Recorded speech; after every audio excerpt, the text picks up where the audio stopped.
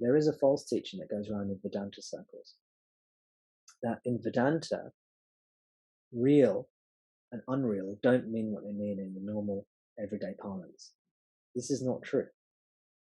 They will say, when you see the false Vedanta teachers, I mean, most of them don't know they're teaching a false teaching, they're teaching in good faith, so I don't really think personally against them.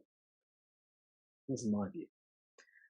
The false teachers who are teaching incorrect Vedanta, they will say that in Vedanta, real means permanent and unreal just means changing.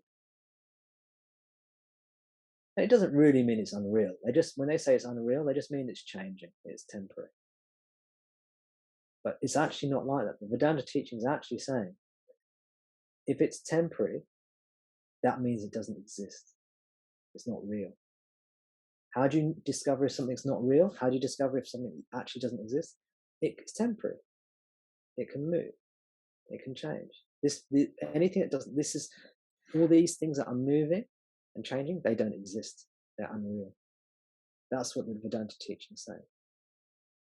The people who wrote the Vedanta scriptures were highly, highly articulate people. They could express what they wanted to express very clearly. They didn't have any trouble using language. They could express themselves in language just as well as we can. They had a whole range and breadth of vocabulary. And they said, it's not real. They didn't say just not changing. So some false teachers say things that are changing.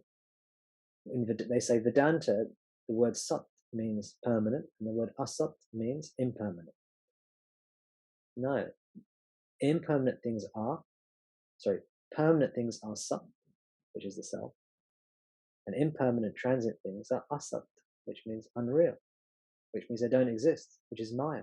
Maya is unreal. Maya means that which is non-existent. There's only the self. This is why the highest teachings say you don't even need to remove ignorance.